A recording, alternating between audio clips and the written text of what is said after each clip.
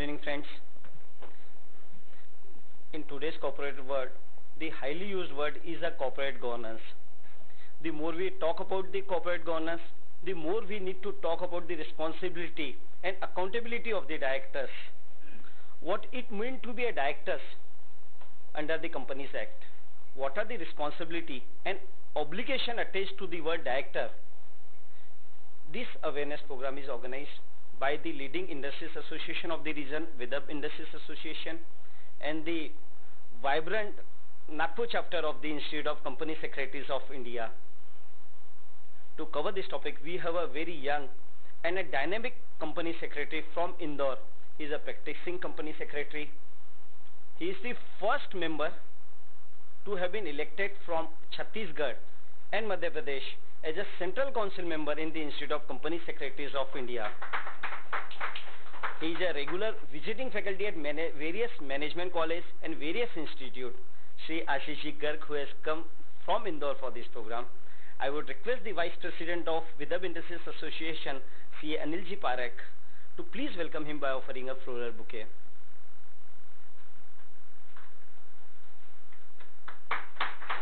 Welcome, Ashish. I would request the Vice President of VIA, Shri Anilji Parekh, for his opening remarks.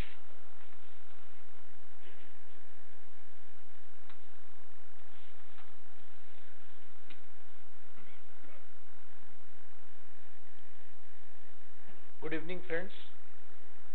Today we are here to understand the responsibilities of directors. What directors should know about their responsibilities under the Companies Act 2013. We all know that Companies Act 2013 has been revised to a very large extent from the previous act, and many responsibilities have been cast upon the directors, where right from prosecution to financial penalty, everything has been incorporated in many of the sections. We have a learned faculty, Mr. Ashish from Indore, who will be dealing with the subject and will make us aware. My only doubt is, after understanding the responsibilities, I don't know whether we will be resigning from the board of directors or will be still continuing to perform the duty as a director. But nevertheless, we should know the responsibilities so that we can take care not only of our company but also of our individual as a person. We are not caught on the wrong side of the law, because the way the business is expected to be governed in the age of computerization, there are lot many checks and balances within the government department, and we should be aware of our roles and responsibility, and we should be able to perform the role and responsibility. Once we are aware, then we can take a very conscious decision how to deal with the subject. With these words, I once again welcome you all and hope that today's deliberation will be very fruitful for all of us. Thank you. Thank you, Anil Bhaiya. We will directly come to our topic. Instead of keeping the former part too lengthy, actually we are coming directly to our topic. I would request the speaker, C.S. Ashish, for his presentation.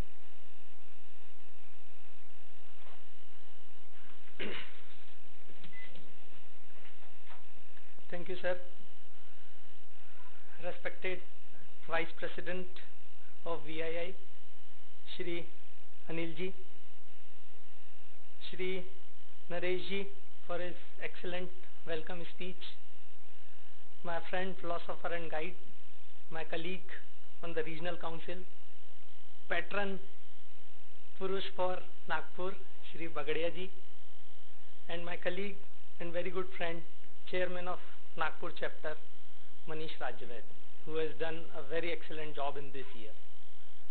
So friends, it's my really indeed pleasure to be here. I have been Nagpur so many times. I have taken the session at Nagpur chapter, but really this is a great honor when to have a joint program with any industry organization, because we company secretaries and industries are parallel to each other, complement to each other. Whenever there is any problem, always we are there as a solution provider. So sir, it's my really great privilege. Thank you very much for providing me this opportunity. Friends, straightway we'll come to the topic. I would like to be more interactive. First 20 to 25 minutes I would like to cover my presentation on some basic formalities. Sir, I assure you, you don't have to resign from the board. We are always there to protect the interest of the industries, because it's my firm belief, unless and until the corporates will not grow, professionals cannot grow. In the today's era, after the liberalization, there is a tremendous growth in the industry, and there is a tremendous expectation from the new government. So always, and there are some challenges, definitely there are some so many problems under the Companies Act 2013, because we were habitual to have the old act since last almost 50 years. So whenever there is a change, there is a resistance. Definitely there are some provisions which called as a draconian provision. I accept it. But now the government has already set up a high level committee. When the new government has come, they understood really there are some problems which is restricting the industries to do the business. Law is always there to protect the interest, to facilitate, to felicitate the industries how to run. It's not there to restrict the business. So government has understood this. Already a high level committee has been formed, in which the president of all the three institutes, L&T and Tata, the top shots of L&T and Tata, company secretaries, the ministry, they are working. They have already had almost 8 to 10 meetings on this platform to revise the Companies Act, to review the Companies Act, wherever there is a problem to the industry, to solve that. I am not saying the whole new Companies Act will be redrafted, but the problems will be sorted out. And already there were some exemptions in June for the private limited companies, for government companies, for Nidhi companies. There were time to time changes in the rules. Almost within the 1.5 years, almost 50 to 60 notifications and circulars, removal of difficulty orders. So yes, problems are there, but definitely the Act will provide the necessary facility to the industries to run their industry without any hassle, with the help of the professionals of chartered accountant and company secretaries. Friends, now the topic is given to me is director's responsibility. With this background of my experience as a Central Council member, I just briefed you what is going on behind the curtain. But now, if we'll talk, it's basically a paradigm shift for the corporates. You can say, ab tak 56, ab hai 13. But now it is almost 2015, so almost 2 years has already gone with this new Companies Act. And we professionals are almost habitual, directors are also habitual to ask each and everything from the professional before taking any major decisions. So that change has already taken place. But the prominent influence of Companies Act, definitely on the basis of examples you cannot form the act. But this new act has been formed because of some bad examples like Satyam, like stock market scam, like Speak Asia, vanishing companies and Sahara. But now the governance initiatives, it's my firm belief that ease of doing of business in India is not to restrict the business. It's all about the providing the disclosure of the information. So now all forms are asking so many of information that is just a disclosure. So if you will talk about the governance initiatives, you can say nowhere. In the old act it was nowhere. Now if you will read it in a different way, it is now here. What is governance? As sir has started from the corporate governance, so governance is nothing, just a satyam vadam dharmam charam. What is satya? Speak the truth and follow the dharma.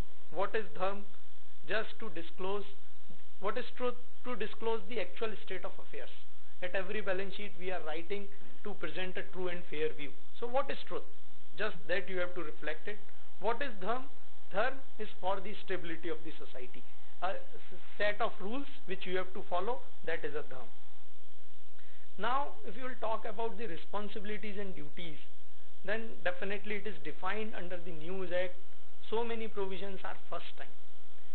If you will see, earlier there was a practice whenever you want to give some attractive designation to your any employee. You just designate them as a director, marketing director, finance director, project director, and in the company there are more than 50 directors.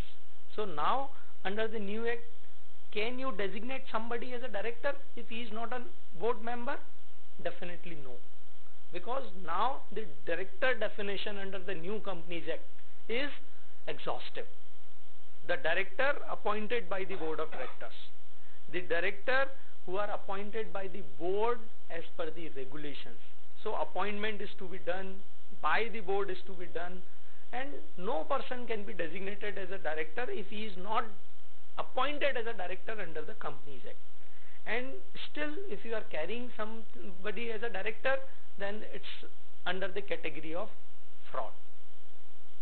That's why if you will see now the DIN number, a very small thing is to be mentioned with the name of the director. So the purpose is this, he is a director or not in the board, you can check. Duties of director, first time the duties have been defined under the act. Earlier then there was no duties defined under the act, it is always called fiduciary duties. So you have to do this, you have to do this, under the various act, various provisions, duties were defined. But now the duties have been defined under the provisions of the Companies Act. What are those duties? Very important.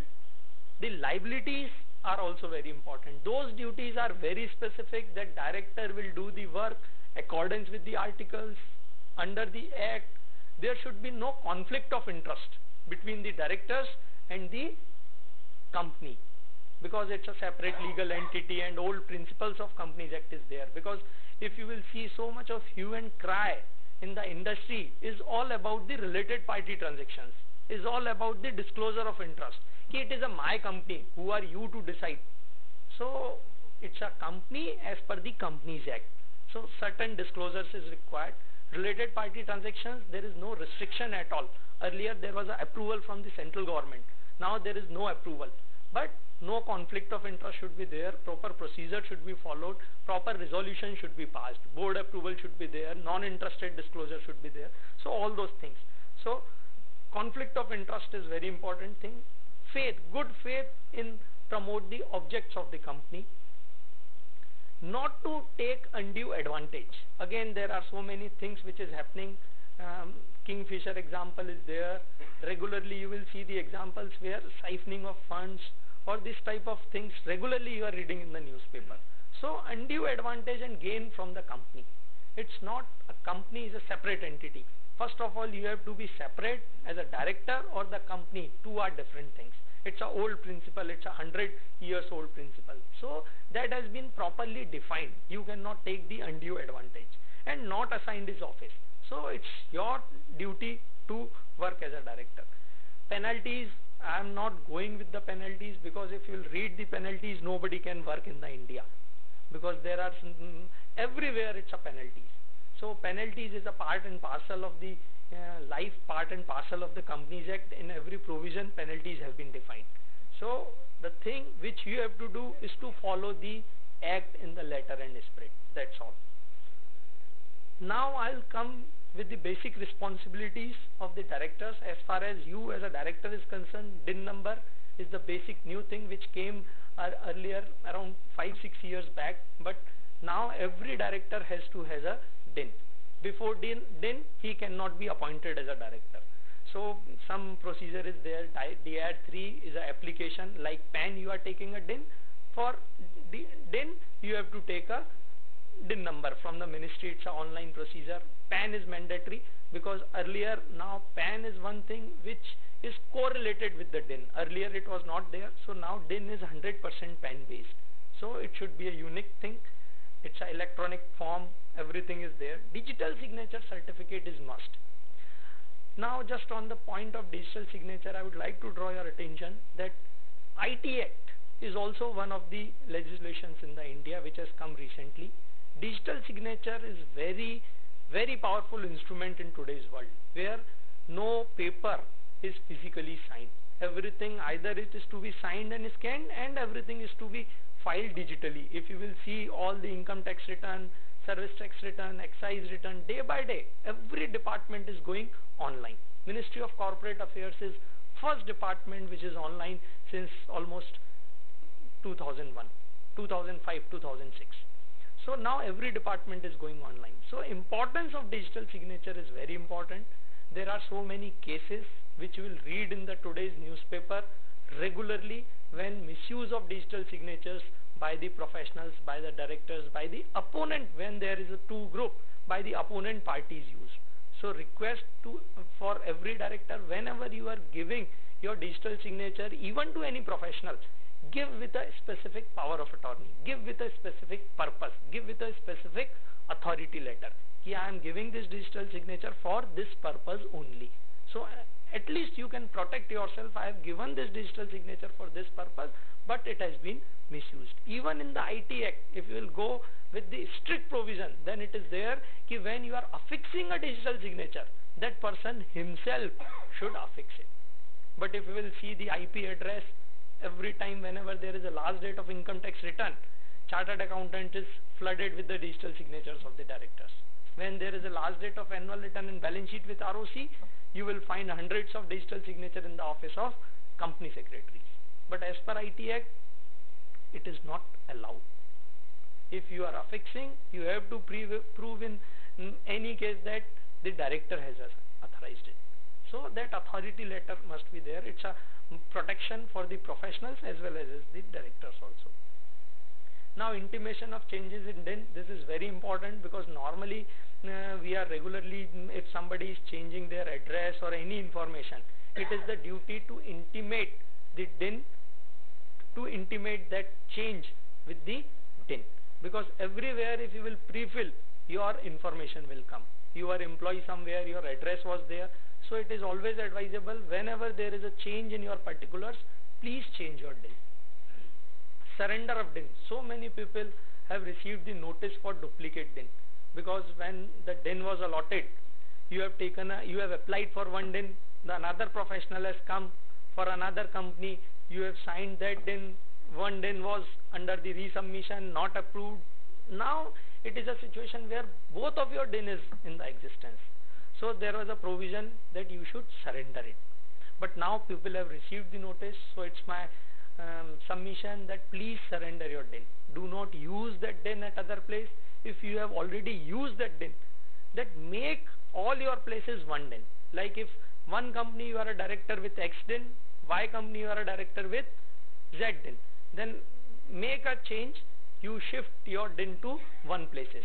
Resignation in one company, appoint in another company, so at least your one DIN will be existence, and then you can surrender your DIN. Incorporation rules, it's a basically just, I am not going through in detail, but while the incorporation of a company for the directors, for the promoters, they have to consult with the professionals, so name approval and the complete process is there, complete object is there. So the director's responsibility is whatever the information they are submitting, it is 100% true and correct. So once you have received the certificate of incorporation, it's a conclusive evidence. So to provide the right information. In this incorporation rules, I just highlight one point of registered office. Earlier there was a big news in the newspaper that companies are having a registered office where no place is there, no board is there, no person is there. That's why they have made some stringent provision in the Companies Act itself that person should physically verify, the address should not be 2 years old. Earlier you just pass a simple board resolution, shift your registered office, and that registered office, no notice will be served, no person will be there because it's an important place. So that is just a point in the incorporation which everybody should remember it properly. Now appointment of director, that is very important thing because the responsibilities, duties, liabilities, everything starts from this point. Once you are appointed as a director in the company, then there are so many things. Now under the which capacity you can appoint? Definitely as a simple director, and then as a MD, CEO, manager, whole-time director like a KMP. Company secretary and CFO is a different footing, but CFO, director finance, can also be a CFO.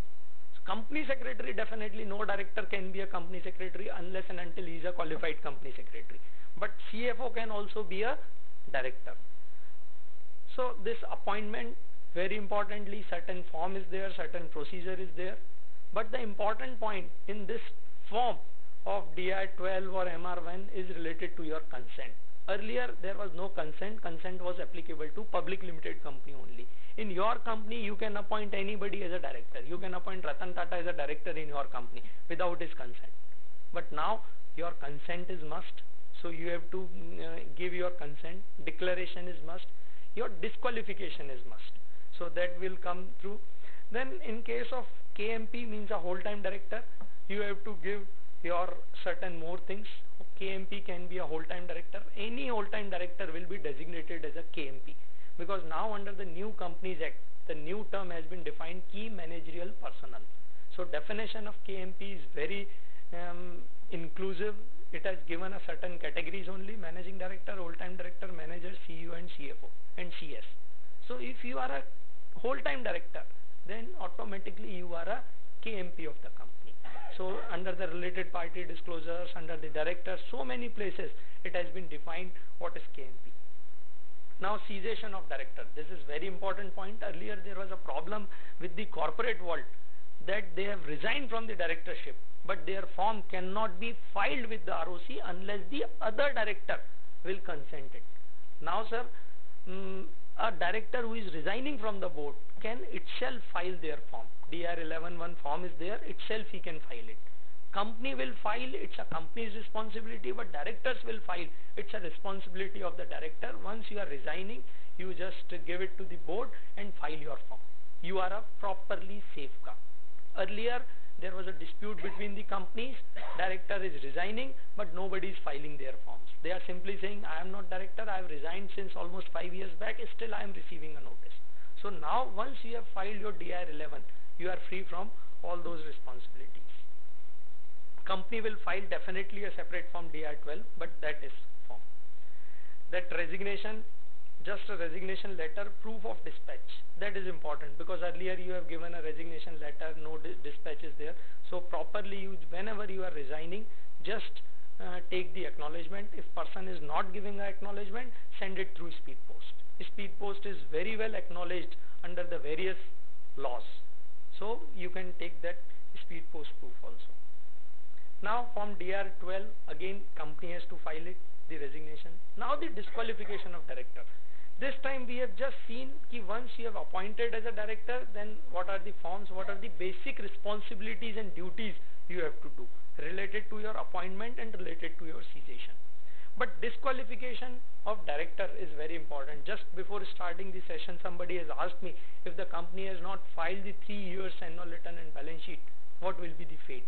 Because earlier this provision was there since long, that if the company has not filed annual return and balance sheet, so both.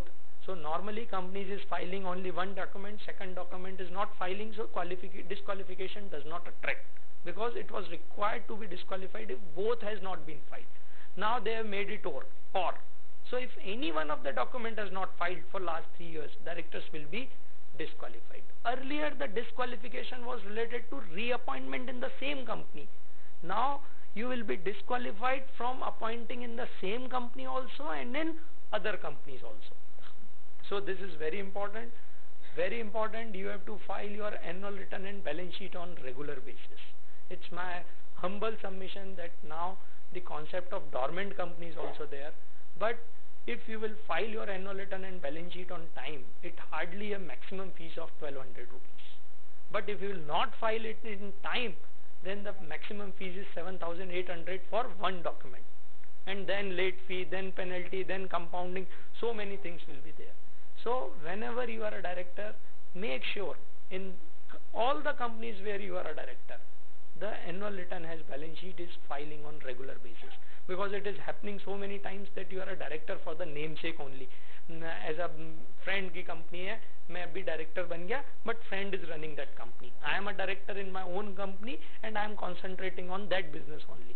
But you are a director in another company also. So if that company is not filing, you are equally responsible. So make sure that at least balance sheet and annual return has been filed on regular basis. This disqualification, the other disqualifications are like same, unsound mind and insolvent and all those things. Limit of number of directorship. This is also very important, but now as sir said, the courage to have become a director in one company is bigger, so how somebody can afford to be a director in 20 companies? But if it is a group companies, definitely you are looking after the business in infrastructure companies, in construction companies. There is a requirement because you want to have every egg in a different basket.